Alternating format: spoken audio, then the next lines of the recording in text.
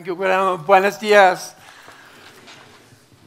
So, here we are, Cloud Day. I love this. Of all the world, and I go around the world, actually no one has thought of anything as clever as Kumo have. Let's just call a day Cloud Day. I think it's great. El Día de la Nube. So, why would you have someone come all this way to try and start off Cloud Day? Well, as you've heard, that's who I am, but that really doesn't explain why it's worth coming this way. So I thought, well, I was in my hotel room thinking, the one thing I love to do in a hotel room in the modern age, go and see what Google looks like where you are. So I thought I'd better go and see what it looks like in Colombia. I was so excited when I see, Colombia instead of the United Kingdom or somewhere. So I'm really excited. But then, of course, ego comes in and you think, I better just check that in Colombia, I am still findable on Google. Maybe if you're English, they just get rid of you. So I'm typing in Jeremy Geelan. I'm happy to say there are still 731,000 mentions of this stupid guy, Jeremy Geelan. So I'm thinking, good. Colombia, I might still survive. And then, remember that other thing in Google, that clever thing they now do with the technology called Ajax in the background? As you type, do you remember it kind of tells you now who or what or why? So I type it in again, and look, I only have to get to the L, and suddenly it's Jeremy Geelan, cloud computing, and Jeremy Geelan. Oh, I'm feeling great. I'm thinking this is going to be a great morning, because even in Colombia, we can find out that Jeremy knows what he's talking about. But why cloud? So, as Guillermo said, it's really because I have the honor to have founded and run the world's largest cloud computing event. So, an event like this, but over 4 days, in a room 5 times the size for when people are talking, 50 times the size for when there are exhibits, and I've had the pleasure of being able to do that 11 times, 12th time coming up shortly in New York. So I'm just lucky. I talk to a lot of people who are interested in cloud computing, excited about cloud computing, and of course, some skeptical about cloud computing. So I have no brief. I'm not selling anything. My job on Cloud Expo is to bring all the different aspects of the cloud together, people trying to sell it, people trying to use it, people trying to break it, because that's another aspect we will talk about, the security. You heard Orlando talking about that again and again.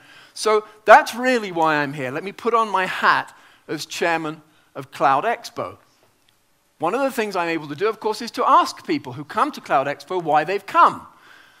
Instead of just watching them and enjoying it, let's ask them. So here's one guy, VP of Engineering, a small business. I know in general terms, cloud can help my business. Maybe some of you will relate to this.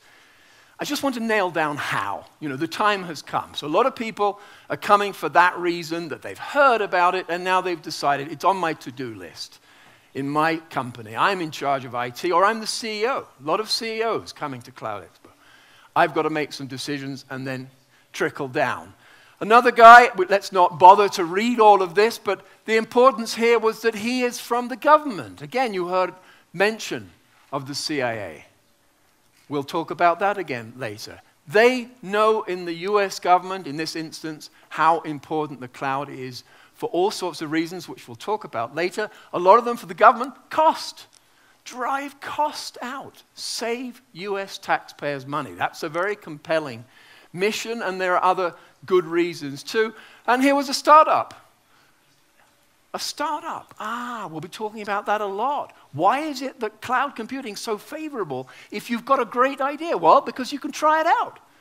You don't have to earn servers anymore. As Orlando was saying, you can just have a little bit of someone else's server, and you can try stuff. And if it worked, oh my God, you can have one of those spikes. You can have a Pico, all of your own, and you're still only paying just a few pennies rather than masses of dollars. So there was why a startup come. But this was my favorite one. This was a guy who just confessed that he felt in his IT role that he was in what he called a hole. A hole. I said, okay. And he wanted to find out if cloud computing is maybe the ladder that he needed. And I thought, my God, this is brilliant.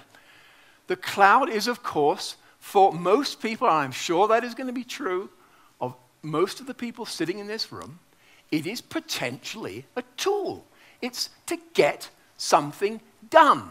So one of the themes of what I'm saying this morning will be this idea of what you choose in your head to think of the cloud of. What's the metaphor? So here's our first choice. It's a ladder. What's not to like about a ladder? Takes you from somewhere you are and gets you to somewhere you'd like to be, and it goes in little steps. It has everything going for it. So if the cloud is a ladder, and that's what you decide at the end of this day, then we all know you'll just need to try and find somewhere to stand the ladder, and you can start climbing. So let's hang on to these metaphors. They can be useful when there's so much technology and so many numbers.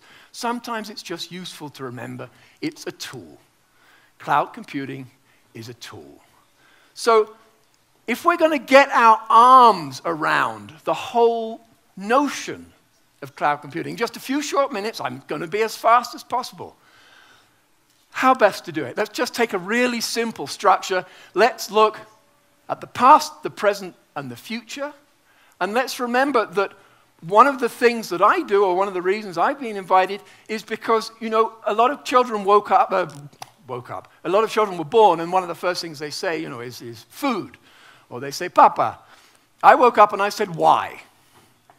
And I haven't really ever stopped saying why. So one of the things I'm hoping by the time I'm finished that I can contribute to Kumo Day is that you will see lots of slides still about ¿qué es la nube?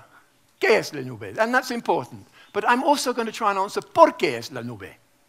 Because I think that's equally important. So that when you go home and your kids say, so what did you do all day, Dad? What did you do all day, Mom? You say, well, I talked about cloud computing. Cloud computing, wow.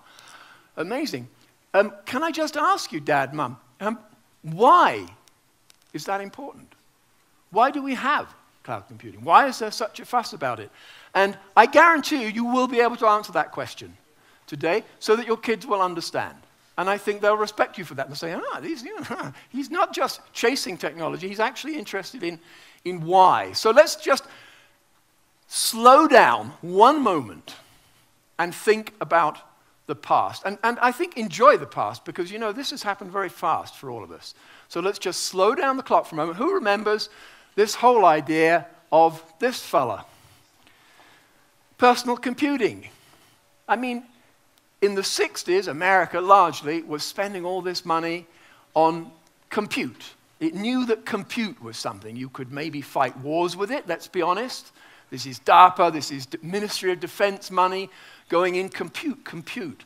They also used computers, because they had them in the 60s, to try and predict presidential elections.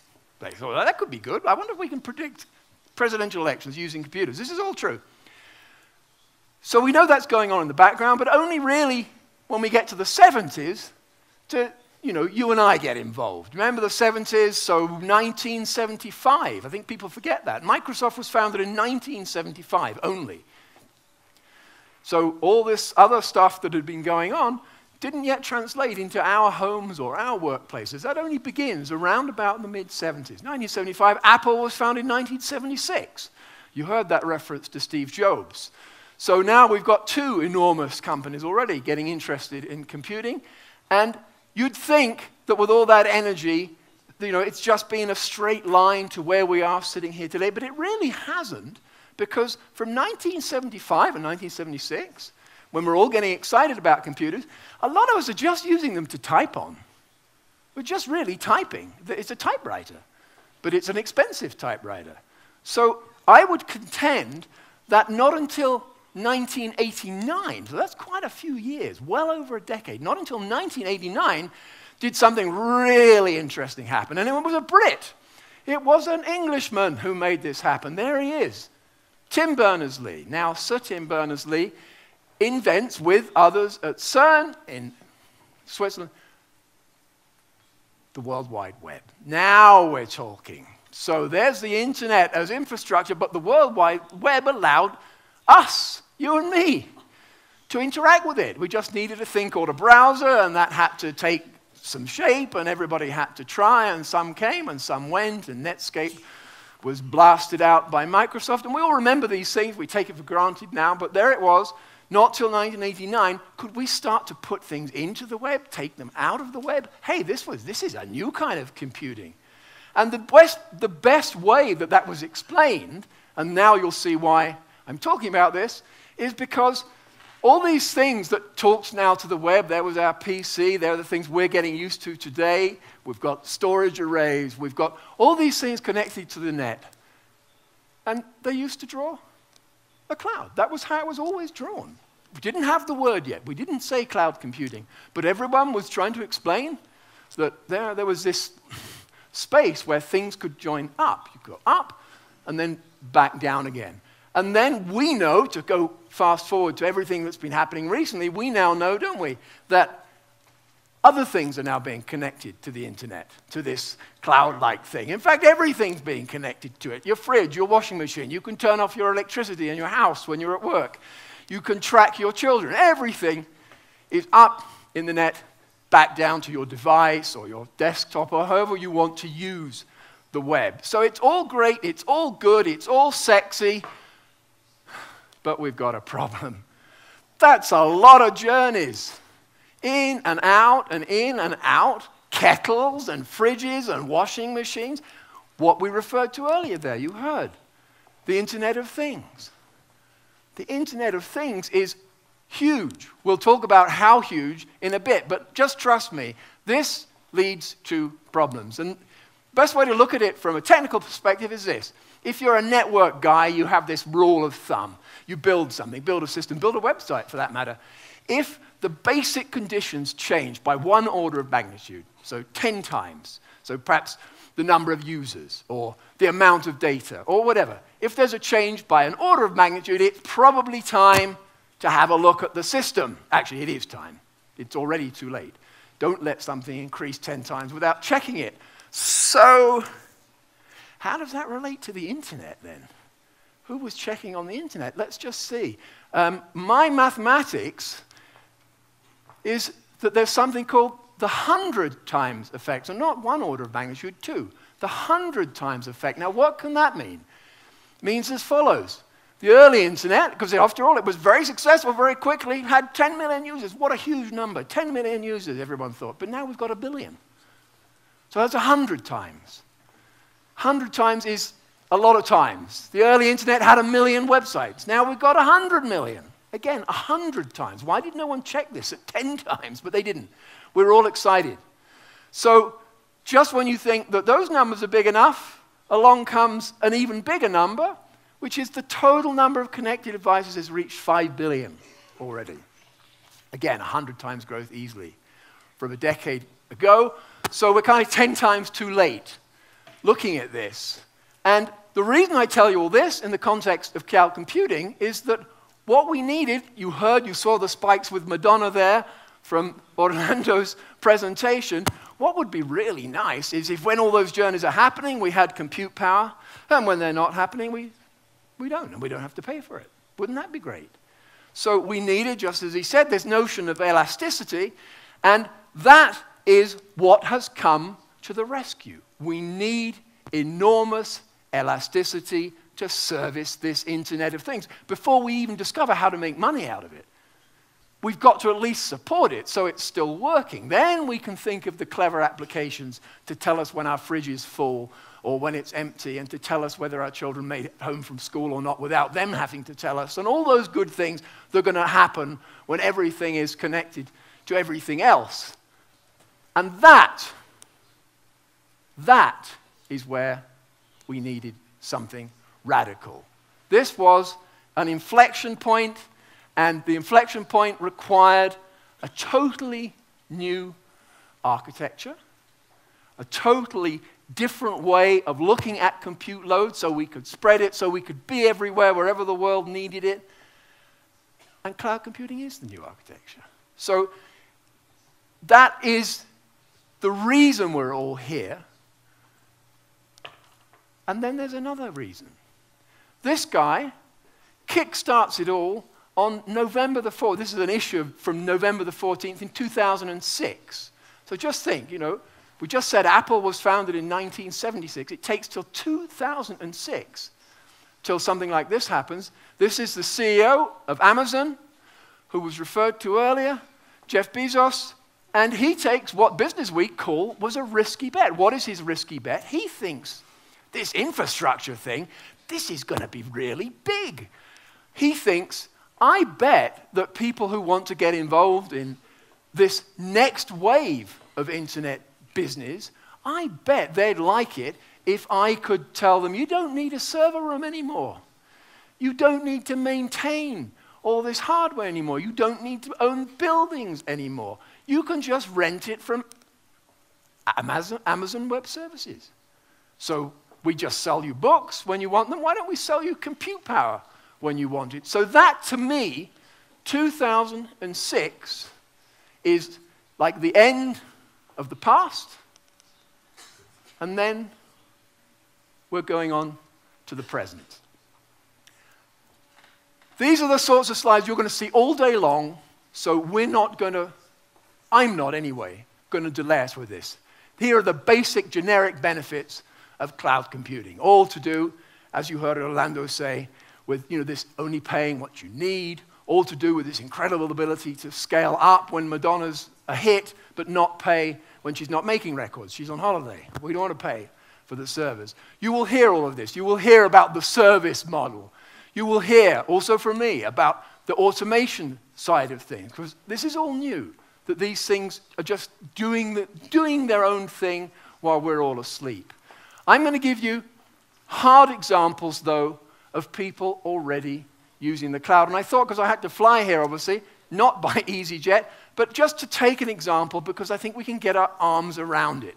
EasyJet is not the world's largest airline. It's a little niche player trying to sell airline seats cheaper than anyone, and it's succeeding. One of the reasons it's succeeding is cloud computing. It's succeeding. It has no internal IT budget. I mean, that sounds like an overstatement, but it really doesn't. It realized that the speed with which it was growing saved the money to buy new planes. That's the core business of EasyJet. It's an airline. So it went actually to Microsoft. It doesn't matter who, but it happened to choose Microsoft. And off they went. Everything is now just a transaction with Microsoft. They don't have to have their own IT department. So EasyJet, it must be a pretty reliable thing, mustn't it? Which we're going to hear again and again, if you can fly using cloud computing. You guys have got the Atlantic Ocean and the Pacific Ocean, so I figured you know a bit about shipping. Maersk, the world's largest shipping company, Maersk, went to the cloud. What did Maersk want? It's not worried about ships coming down out of the sky, but it is worried about the fact that ships sail all over the world. It has to be global. What is cloud computing, if not the ultimate global system? So that's very, very exciting for a company the size of Maersk. This is the world's largest shipping firm. We mentioned them earlier. The CIA. Wow. The CIA has spent is going to spend, we should put it in the future tense. This was an announcement made just on March the 12th, so this really is hot off the press. $600 million they're going to be paying Amazon Web Services from now on to be in the cloud. And we'll talk about why that's surprising when we talk about public cloud versus private cloud, which you'll hear also a lot of today. So Amazon had the notion, we just explained it, didn't we, that you could just rent compute power. But it also had the notion that it had to make money out of this. So, don't go asking me to put your data here and Jeremy's data next and you're going to complain. You know what? It's just public space. I'm Amazon, I'm going to put your data there, Jeremy's there, Orlando's there, Guillermo's there. You don't have any say in that. And that was its model. And fantastic for small businesses, for individuals, for creative IT people. Not so good though if you're a bank. If I'm Guillermo's bank and put his data there and I'm Jeremy's bank and that doesn't work so well. So Amazon, in selling this $600 million contract to the CIA, has actually realized that, you know what, you also have to be able to provide what's called private cloud. So it has all the benefits of cloud computing, but it's perhaps in an isolated data center. So you get this odd combination of new and old. Don't think that the cloud means there are no data centers, as we've seen from Kumo themselves. It's all premised on having two enormous data centers. Kids maybe don't understand that. You know, when they're using Facebook, they don't think of servers and they don't think of data centers. But we know better, right? We're a little older, so we should know these things. We should be tech savvy. Ford is an example I use not because of security like the CIA or because of the global reach like with Maersk or because of reliability like with EasyJet, but because Ford is very clever in being the first company to realize that cars are becoming more and more cloud connected. That's the selling point of all the premier brands, Mercedes, all the premier brands tell you how connected you'll be in your car.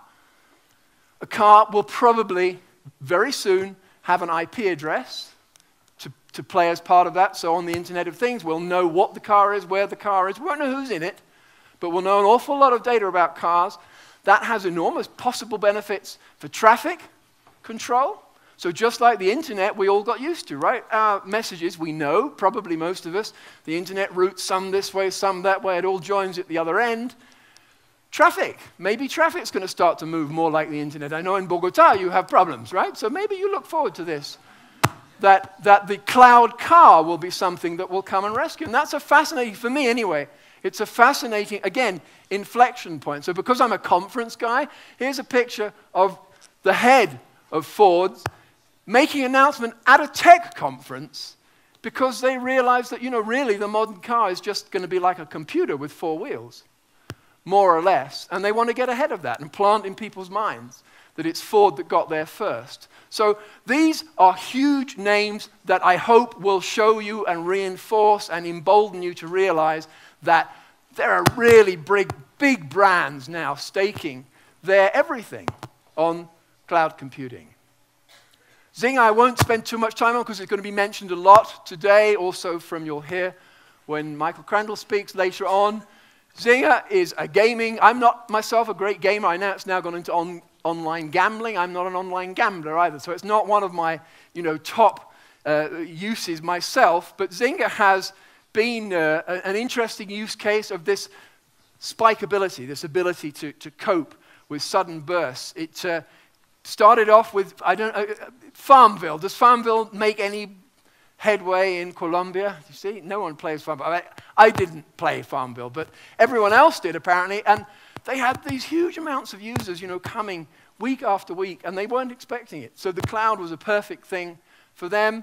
Now there were other issues, so they've invented something called Z Cloud, and it's partly public and partly private, and it's going very well. 1.4 petabytes of data they have, which makes them so much bigger than other things. I think that's 10 times more than Netflix, which is, you know, downloading movies. So huge amounts of data and all in the cloud. And then let's just finish this section with another example that I think if you saw, you know, a lot of logos in Orlando's slides, but there they were, Dropbox. I don't know if you use them, but it doesn't matter. You know that people store stuff in the cloud, and an awful lot of people store stuff in Dropbox's cloud. 100 million users they now have. I mean, this is just like a company from yesterday. 100 million users. So data going in and out, just like that diagram, in and out. So upload it, that was stage 1, but stage 2 is download it, because now I needed it again. All these journeys, up and down, 1 billion files served every day. So that's all happening now, just as these other presenters will be telling you.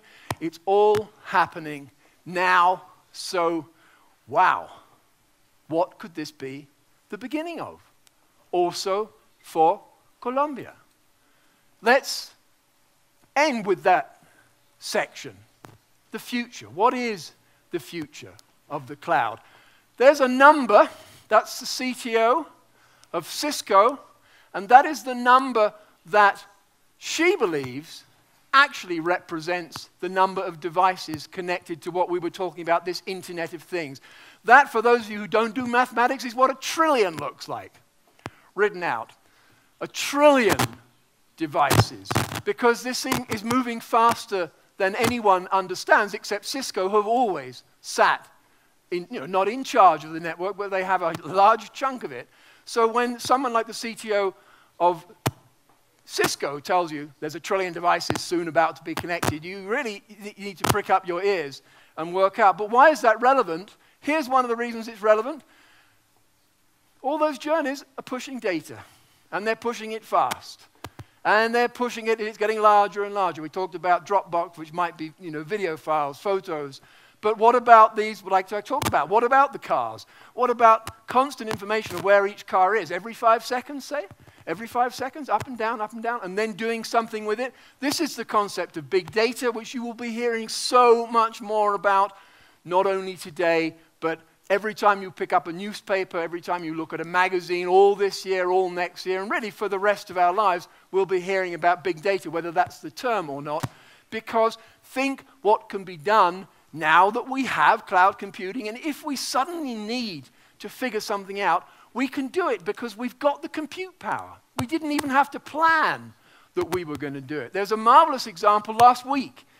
President Obama, bless him, who, they think maybe half got to power using the internet, so he's, very tech savvy. He appointed a big data czar. That's what they call the leader of something in America. This was just last week. It was in November. Appointed a big data czar, and the journalists, of course, all came up to him and said, "So what is big data, Mr. President?" And he went, he knows, because I've just made him the big data czar. And then he's smart, Obama, because he realized that to be a cool president, you should have been able to answer that question. So at this press conference, really just a few minutes later, he came back on and said, over there you were asking what big data is. Let me tell you what big data is. He suddenly said, so somebody briefed him, he said, big data is knowing that Mrs. Jones buys 3 pounds of beef every Wednesday, but not in the winter time, and seems to keep it in her fridge for about 5 days, but we don't know what to do with that. So he was very candid that big data is accumulating, but not yet quite knowing what to do with it. I give that traffic example. I think I know exactly what to do with the data of where cars are. You can make things easier for traffic. The CIA, big data play. Why do you think they want that cloud? All they want to do is crunch every phone call ever made, every voice print of they just want to put it somewhere and then be able, at the drop of a hat, or even worse, the drop of a bomb, they want to be able to find out. So who was it in the last year that talked about that place the bomb went off, that talked about that person that it liquidated over the last year? And we need to know in the next 27 minutes, because we've got something flying towards there to bomb it into. So there's also maybe scary implications. But big data is being accumulated at a massive scale, so you need to be aware of that. How many people in this room have got a mobile phone? Come on, you've all got a mobile phone. Someone knows where that mobile phone is. Do you know that? Do you know that someone knows where your mobile phone is? You don't have much say in that matter. In America, by edict, every phone at all times, it is possible for the government to summon that data when it becomes relevant. I'm not suggesting that America has become totalitarian, although it does beg an interesting question if the wrong person got a hold of that data. But again, that's big data for you. We can now keep it somewhere because we've got the cloud. We can just keep extending, keep extending, keep extending, keep extending. The CIO of the CIA, the CTO, the Chief Technical Officer of the CIA, came and spoke at one of my conferences, and he was the first person to admit. He said, you need to think about that phone. You want to maybe turn it off, because I just this morning had a meeting saying, I want to be able to store every telephone conversation that any American ever has. And I had to find out how much that would cost in terms of infrastructure, and I was told, now you know why I went to Amazon. If you have to do it yourself, that's a lot of money. And he might only have to do it one time next year, one time. So for him, Amazon is a great idea. Pay when I need to find the bad guys, but not otherwise. Another initialism, just so we're covering this front so you don't say, Jeremy didn't tell me about that one. You heard it. Let's just quickly say what it is. Actually, I'm not sure you didn't hear this yet, but you've heard it now. SMAC, social, mobile, analytics, cloud. When they all come together, what does that mean? Well, a typical example would be, again, looking at your handhelds, how many people are nearby a shop in central Bogota, and how many of those people might be very interested in buying an umbrella because it's now raining, and how about we send them an SMS saying umbrellas are now half price at a shop that's really 10 yards from where you're standing. And of course, that's totally possible now, thanks to the cloud, thanks to the analytics that say who's there, and because it can be done so very, very fast. So you will hear SMAC. You already heard this one. Bring your own device. That is to do with how on earth a company is going to deal with the fact that everybody's used to their phone, not the company phone, their phone. And they're used to their laptop, not the company laptop, and they bring them to work. And what about the problems there if now all the company confidential secrets are moving about by email, which is very easy to hack? Files can be just quickly lifted off a thumb drive. So bring your own device has got issues in this cloud era where we need to look at the physical security of devices. So not on that grand scale, not on the data center being protected by armed guards, but on the very simple level of making sure that if somebody's laptop or somebody's device is left on a train, that a company can close it down instantly and don't have any security risks there. So you'll see BYOD again in those articles that you're going to be reading when you're fired up about the cloud after leaving this day. Here's what I think is happening that you need to know. IT, which is, our acronym in English, I don't know how this will work now in Spanish, is trending towards BT. So not so much that it's all to do with information, but it's all to do with business. It's all to do with, can we make money, or can we make a government better? Can we get stuff done? That's what I think of as business, is getting stuff done. So I think, forget about information now. Let's just think about the Internet of Things as a place to get stuff done, and we just have to work out what that stuff is. I call it, this is my 600-pound gorilla, I call it co-technology. I wanted just one word that sums all this up. It's my own word. I hope that you'll all use it so that it gets spread around. Co-technology, what could be more simple? The best and first example of co-technology was email. I type into my little machine, press one button, and it comes to your little machine when you press your button. So now we work together. That was asynchronous. That was I do it in the morning, you maybe read it when you want. Now most things are synchronous. You're getting those SMSs or those tweets all the time, or those Facebook messages in real time. I don't know whether that's good or bad, but it's now, that's the world we're living in. So let's take that on board, because obviously we can do things better together. Thank you for Guillermo for using that phrase of mine to do with cointeligencia, which I do believe in. I think this is one of the revolutions that's coming. And this is the one that's really just beginning. And this is the one that companies like Kumo are absolutely accelerating. They're accelerating the business. Coca-Cola, a completely global firm. What could be more global than Coca-Cola? I believe you can buy Coca-Cola in more countries in the world than any other product ever. Ever, ever, ever. I don't know if they're in North Korea, but they probably are. Every country in the world. So when they've gone into the cloud for their communications, you know that, again, they think it's safe, they think it's fast, they think it's cheap, they think it can get huge, all the things that we talked about. Skype. There's a hidden potential for technology in Skype. My children are all over the world. I couldn't do without Skype. Still not really charging for it. Still actually making a loss. This is, watch this. What are Microsoft going to do? There are so many things waiting to happen in the realm of co-technology. But the other reason I choose Skype is because Colombia has 44 million people, right? But Skype, and if I can find it, my map comes from this tiny little country called Estonia, with just 2 million people, not even 2 million people. So Skype, which hasn't yet, I think, found its real role in the world, comes from a tiny little country. So how about a bigger country with access to this Atlantic Ocean and to the Pacific? Oh my goodness, how many things, how many good things cloud-enabled good things are going to come from Colombia. Use this mic. I'm switching. That's what it was for. We talked about metaphors, so let's wind up quickly with a quick survey of what is the best metaphor to go with. I saw in the Spanish there that you're also thinking of it as a road. I think that's a fruitful one. You know, we had the ladder going up, but the road can take you anywhere. It's probably more imaginative than a ladder.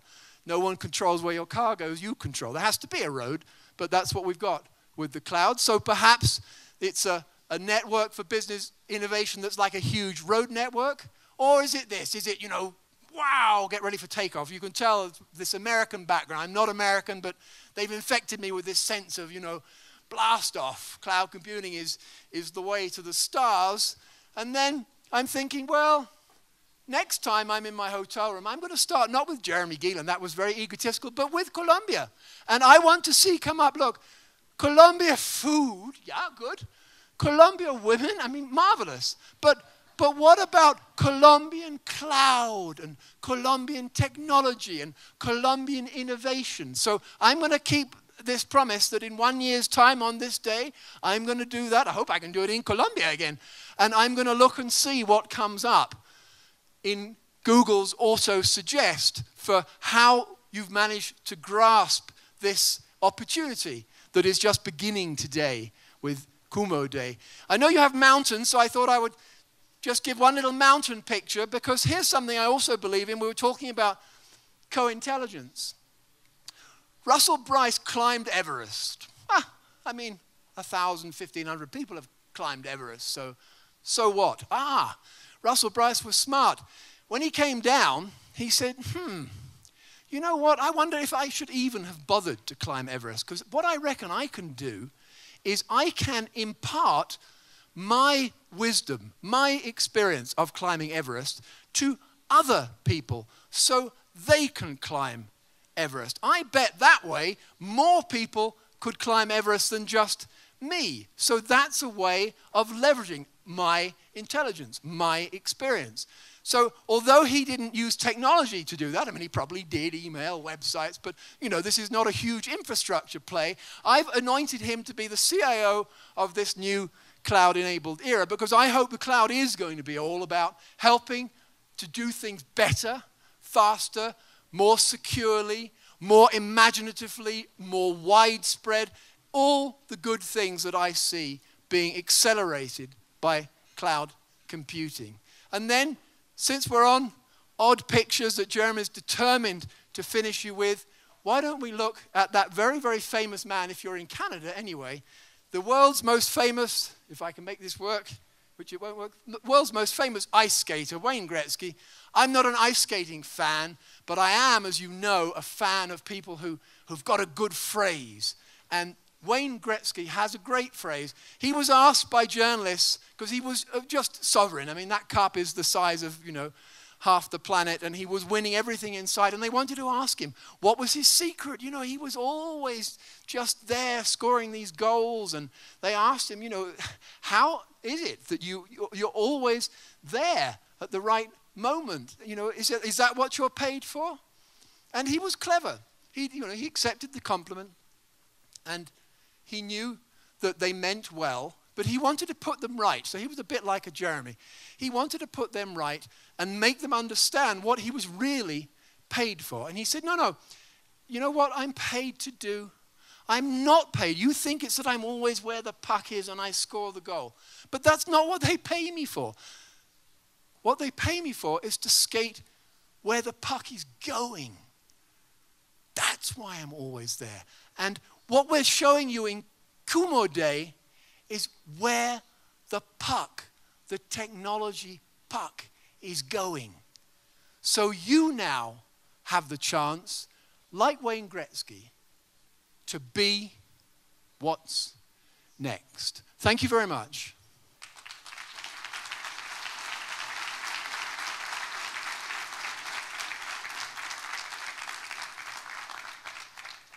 Now, this is where it gets interesting, because if there are any questions, I'm going to be given some kind of headset, or I'm looking for instructions now. Now, you know that thing about questions. No one likes asking them. Hola, buenos días a todos. Bueno, la mecánica para las preguntas, por favor, vamos a pasar micrófonos. ¿Me ayudan con los micrófonos? Le hacemos la pregunta y los señores le traducen la pregunta al señor Jeremy. Y de esa manera les vamos a responder. ¿Alguien quiere empezar? ¿Micrófono? ¿Me ayudan? Las niñas, ¿preguntas? Aquí tienen una. Gracias, felicitaciones por este tema. Quisiera saber qué pasa con la información si alguien decide retirarse, digamos, hay confidencialidad de esta información, los datos quedan allá en la nube o cómo se recuperan. Pues aunque yo creo que son tantas las ventajas que la persona no quisiera salirse, pero se puede dar el caso. Esa información que está allá en la nube, ¿cómo hace para rescatarla? Número uno. Número dos, ¿qué riesgos tiene en cuanto a confidencialidad y seguridad y protección del gobierno para estos lugares? Porque seguramente los enemigos quisieran bombardear ese sitio exactamente y se perdió todo. Gracias. Obviously, two very important questions. So let's take them in order. I think that your question about, what happens to all the things we've put up in the cloud is not really a technical question, but to do with custom and practice. So I can give a very practical example, a rather shocking one, which we don't think about and I don't think was publicized, but let's take an example. Somebody's Facebook page, any idea what happens the day you die? Absolutely nothing. Absolutely nothing. Who thinks on the day that they lose a loved one, who thinks, oh my God, I must close down their Facebook page? Of course we don't, but we're going to have to. Yeah, so a lot of the impetus must be on us to say, now let me just find out, what the death clause is for my personal services. Yeah, that lies on us. Then your example, so that doesn't solve all problems, and we need good policy and we need good guidance, but we don't want somebody who dies in a horrible road crash to suddenly have notes from the people he killed on his Facebook page. I mean, that does not serve any purpose, and that is what will happen unless we get ahead of some of these things. So I don't think that's really a cloud problem, but it's certainly it's something that's becoming increasingly common because of these cloud applications. The government example, which again, I like that. You're wearing your citizen's hat, and we should all be aware of that. But again, there's the thing. You're a citizen. I'm a citizen. So we have to have a view on that. How can we have a view on that? We can have a view by when you have a far-sighted minister like you have, backing him. It's amazing how in some of the smaller countries, not known for IT, they have amazing IT ministers because they realize how much can be done in terms of saving government money, in terms of all these things, but they also then have this incredible sophistication to answer your question. I bet you here in Colombia, there's a better solution to that already than maybe even in America, where they're protecting old information very often. So the newer country has got this advantage, I believe, sort of this strange, the law of when you get there first, that's normally good, except in IT, where sometimes coming second is actually better because you don't have to learn and make the errors. So as citizens, I would urge you to be vigilant about your own data and about how governments use data. And if you think that's too obscure and what does my information have to do with terrorism, just think about the health sector. We talked about big data. The biggest possible user of cloud computing is the health sector, because think of that up, down, up, down. We put medical information up into the cloud because we don't just do it just because it's cheaper than storing it in cabinets, although it is as well. We do it so that when the surgeon comes to the side of the road and finds the patient, he can quickly access who the patient is and what other conditions he has instantly in real time. There's a great big data application enabled by the cloud. But wow, what issues there? If all my medical data is up in the cloud and it's not being carefully protected? So again, as citizens, when our health sector says, okay, from tomorrow, everything that we used to have on paper is up there, we need as citizens to say, whoa, okay, okay, up there and next to whose? And who has the authority to do that? And then, as you rightly asked, what happens? Does that data ever expire? Because I can tell you, our medical data is an amazing resource for medicine. But we don't necessarily know which of the data is going to be fantastically valuable for maybe 20 years. So we will, for health reasons, want to keep all the data. So again, this idea of keeping it secure becomes, 1,000 times more important, because it is going to be kept. You need to know that. Every piece of data created from now on, when you leave this room, just so you know, is going to be kept. So please be vigilant as to who is keeping it and what their policies are. Does that answer? He waves his hand. I hope that's good. Nueva pregunta. Buenos días, muchas gracias por la invitación.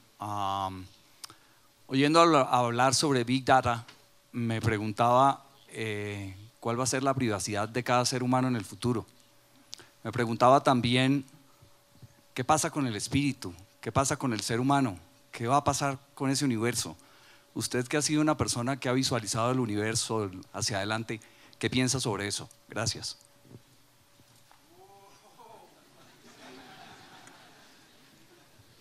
Well, there's big data and there's big philosophy. But you know what? That is a great question, because I'm honored that you would ask that of me. I'm honored that you would ask it out loud with all your contemporaries, because you know, in lots of countries they won't. So God bless you for saying that. It's a huge question, and I have great difficulty myself. That example of, me Googling my name, the reason I do that is because I know that you Google your name or your company's name. Of course you do. And there is something existential about this, that somehow our persona has become mediated by the very thing that Jeremy's talking up and down about and saying is absolutely unbelievably good and can help make better worlds and more money. But of course there is this flip side, that I know I have a colleague who literally, and he is a CEO, literally addicted to Twitter, can barely now go to sleep because someone's awake, tweeting. How can he go to sleep when someone might be mentioning him or not mentioning him, even worse? So he's now trying to stay awake 24 hours a day. How long will it last? So there are existential questions, but guess always comes back to the same thing. The guidance can't come from outside. Maybe it can come from the church, I don't know. But I think it's going to come from within. And it's going to come from us leaving a room like this, and of course, remembering all the business names and remembering all the business applications, but also remembering that before we go to work, we're fathers and mothers, sons and daughters, cousins. We're people. So clearly, we should be thinking about these issues, and we should be wondering. I think this is, a new phrase, data expiry, this notion of, and is that what dying is? Is that, data expiry? It's when you go, but no longer. So what does that mean? And I give you one, I wouldn't normally say this, but I think it will be an example where I am on that. So we talked about Steve Jobs and about Apple. I have only one thing in common with Steve Jobs, who's smarter and, thinner and more successful. He got pancreatic cancer. So did I. He had this extraordinary operation which sort of rearranges you and takes most of you out. So did I. He died. I'm still here, so there's perhaps a bit of luck involved. But you know what? Along the way, I wonder whether his data and my data, added together and divided by 2, maybe we find a better way to help other pancreatic cancer patients. So when I'm gone, I'm going to tick the box that says you can keep everything you know about me. Absolutely, please. I mean, with my full blessing. Not my financial data, but my health data. Not my letters to my lover, but my health data. So I think we will just get a really sophisticated system where you leave a will, a kind of, an information will, if you like, saying what you expect your estate to do with things like that, with your presence. Hasn't really happened yet. The internet's so young. Hasn't really happened, but people are beginning to die. Yes, we're all beginning to die. Then it's going to get interesting. Muchas gracias. Bueno, aló. Nos quedan 2 preguntas. Vamos a ir al público izquierdo. No han preguntado. ¿Alguien quiere preguntar por este lado? Can I ask the question in English? Oh, please do. Okay, thanks. Well, Jeremy, good morning. Thank you. Very good presentation. My question, I think, is a simple one, but hopefully one that we are all asking ourselves. What I like the most about your presentation is why. I think we are in a society that is increasingly more impatient. We need answers at our fingertips. We need answers by our friends, our colleagues. And one of the things that I think that would be nice to hear from you, perhaps, is how do we ask ourselves those really important questions to be part of a structure, let's say like the one that we find at Kumo, a corporation. How do we find the right questions so that we're not just part of a structure, but we're also constantly asking ourselves the right questions so we can be part of something that is more meaningful to us and also to society.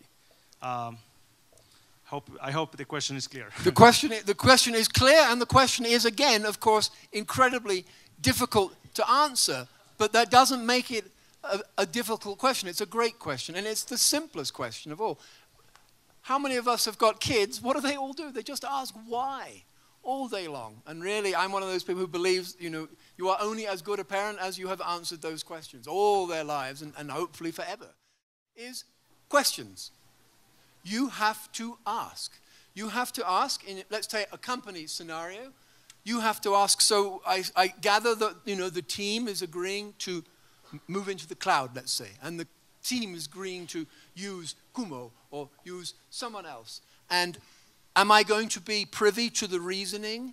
And may I be privy to the reasoning? Because I think it also affects me, because the company is just a function of all its employees. The same with the government. We've talked about that. Your civic duty as a citizen is to say, so if we're going to put all this traffic information into the cloud so that we can clear up the traffic clog in Bogota in the rush hour, what about, does that also mean that you're allowed to be used in court when you parked your car outside your mistress and your wife wants to divorce you? And I don't have the answer to that. And I think different societies will make different judgment calls.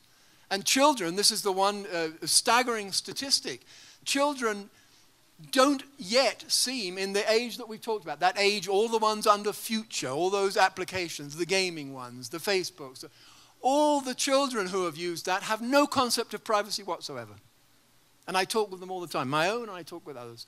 No concept, no sense that there are any downsides. Oh, Dad, you exaggerate so much. And it really, so long as everybody's equal, we know everything about everyone, it's all kind of equal.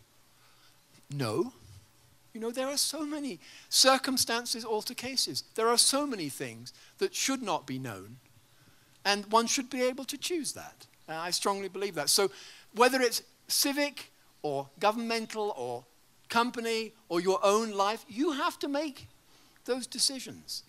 And we can't get away from that. And if anything, the internet has made that more important to make these decisions. Just a simple decision.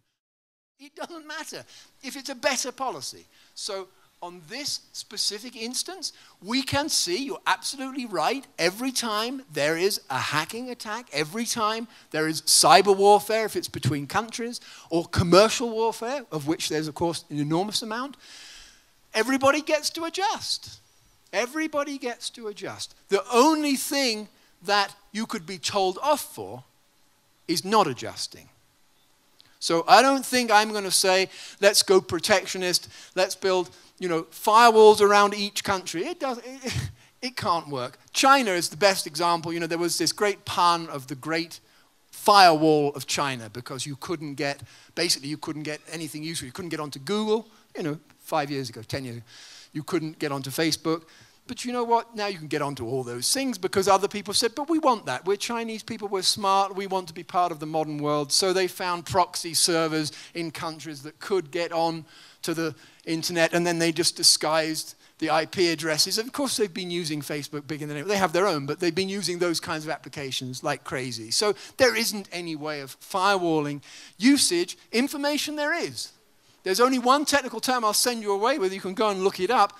Tokenization is one answer. There are many more technical people coming this day who will talk about that, but really simply, why put anything up into the cloud without encrypting it first? So you're down on Earth, you have the key. Up in the cloud, it's simply meaningless. Simply meaningless. And it is quite simple. So governments have understood that, and soon I think companies are understanding it, and perhaps as individuals we will understand it. Wouldn't it be lovely if it just didn't mean anything?